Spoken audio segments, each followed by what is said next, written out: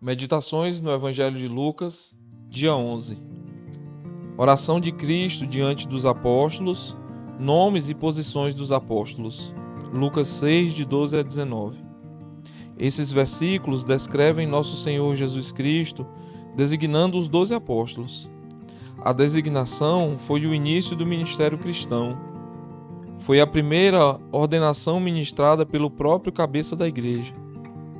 Desde o dia em que ocorreram os eventos aqui mencionados, milhares de ordenanças ao ministério já foram realizadas. Milhares de pastores, presbíteros e diáconos têm sido chamados ao ofício do ministério cristão e, às vezes, com mais pompa e esplendor do que encontramos nessa ocasião.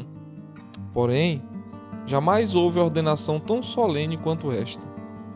Jamais quaisquer outros homens, além dos apóstolos, foram chamados para fazer tanto em benefício da igreja e no mundo.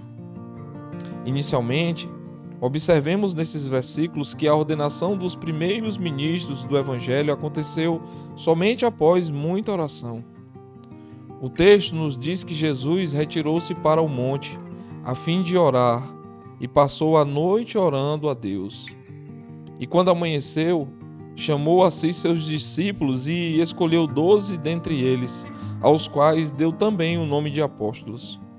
Não havia dúvidas de que existe profundo significado nessa especial menção de Jesus orando nessa ocasião. Isso foi mencionado a fim de se tornar uma lição permanente para a igreja. Tinha o objetivo de nos mostrar a grande importância de orar e interceder pelos ministros do Evangelho, e em especial na época de sua ordenação. Aqueles que recebem o encargo de oficiar a ordenação também devem orar para que a ninguém imponham precipitadamente as mãos. Aqueles que se candidatam à ordenação devem orar para não assumir uma obra para a qual não estão preparados ou não foram enviados.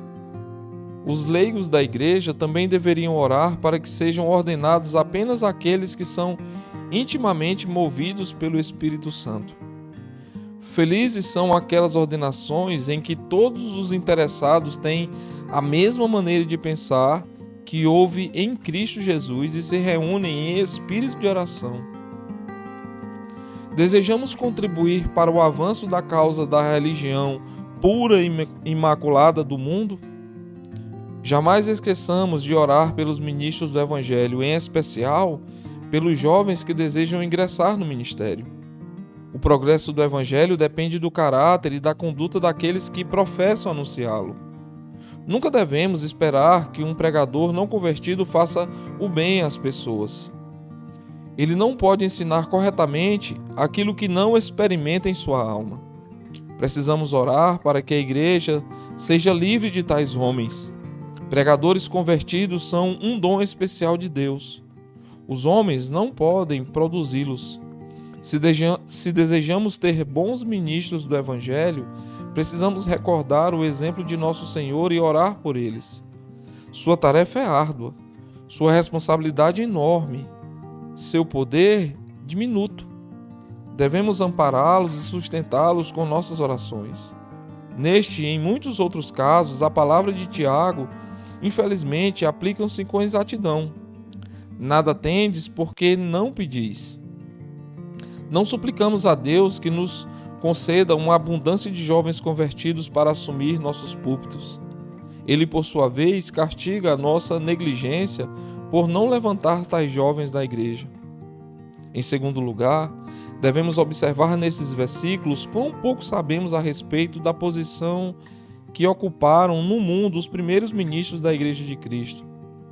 Sabemos que 4 deles eram pescadores e pelo menos um publicano. A maioria era composta de galileus, e conforme sabemos no Novo Testamento, nenhum deles era muito rico, nobre ou tinha relacionamentos importantes. Não havia entre eles nenhum fariseu ou escriba ou sacerdote ou príncipe ou governante de seu povo. Aparentemente todos eram iletrados e incultos, eram pobres. Existe algo profundamente instrutivo neste caso. Isso nos mostra que o reino de Jesus não carece de ajuda deste mundo. Sua igreja está sendo edificada não por meio da força ou de poder, e sim pelo Espírito do Deus vivo. Esse fato nos fornece uma inquestionável prova da origem divina do cristianismo. Uma religião que transformou o mundo quando seus primeiros pregadores eram homens iletrados, só pode ter sua origem no céu. Se os apóstolos tivessem dinheiro para dar aos seus ouvintes, ou se tivessem sido acompanhados por exércitos para amedrontar as pessoas, os incrédulos poderiam, com razão, negar que acontecia algo extraordinário no sucesso do cristianismo. Mas a pobreza dos discípulos de Nosso Senhor destrói pela raiz os argumentos dos incrédulos. Com uma doutrina bastante desagradável ao coração natural, sem possuir nada para subornar ou compelir as pessoas à obediência, alguns poucos galileus abalaram o mundo e transformaram o aspecto do Império Romano. Lembremos-nos dessas coisas e nos esforcemos para fazer algo por Cristo, com o cuidado de não confiar no braço da carne. Estejamos atentos contra a disposição íntima, comum a todos os homens, de confiar no dinheiro ou no patrocínio de homens importantes, tendo em vista o sucesso do Evangelho. Se desejamos fazer o bem às almas, não podemos depender do poder deste mundo. Devemos começar do ponto em que as igrejas de Cristo começaram e procurar homens cheios do Espírito Santo. Por último, observemos nestes versículos que um daqueles que nosso Senhor escolheu para ser apóstolo era um falso discípulo e traidor. Era Judas Iscariotes. Não podemos duvidar de que, ao escolher Judas Iscariotes, nosso Senhor bem sabia o que estava fazendo. Ele era capaz de perscrutar o coração e com certeza sabia desde o início que, apesar de professar falsamente sua piedade, Judas Iscariotes era um homem que não possuía a graça de Deus e que havia de traí-lo. Por que o Senhor Jesus escolheu para ser apóstolo? Essa pergunta tem causado perplexidade em muitos. Porém, ela admite apenas uma resposta satisfatória.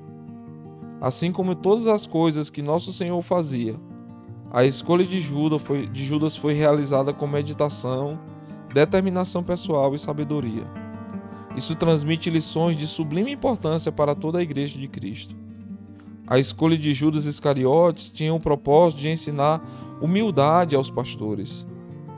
Eles não devem pensar que a ordenação ao ministério necessariamente transmite graça ou que os ministros, depois de ordenados, não cometem erros. Pelo contrário, eles precisam lembrar que um dos homens ordenados por Cristo era um hipócrita.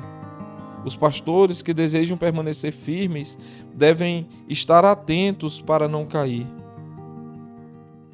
Além disso, a escolha de Judas tinha o objetivo de ensinar os membros das igrejas a não idolatrar seus pastores.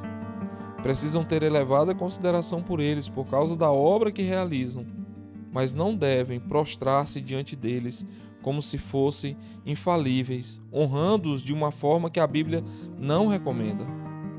Os membros das igrejas precisam lembrar que pastores podem ser sucessores de Judas Iscariotes ou de Pedro ou de Paulo.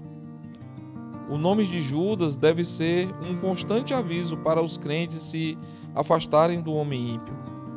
Portanto, ninguém se glorie nos homens. Finalmente, a escolha de Judas tinha o propósito de ensinar a toda a igreja que ela não deve ter a expectativa de ver uma perfeita e pura comunhão no presente estado em que as coisas se encontram. O joio e o trigo, os peixes bons e os ruins, serão encontrados juntos, até que o Senhor Jesus volte. Em vão buscamos perfeição na igreja visível. Jamais a acharemos. Alguém como Judas se encontrava entre os apóstolos de Cristo. Pessoas convertidas e incrédulas serão encontradas juntas em todas as igrejas. Deus abençoe e até o próximo episódio.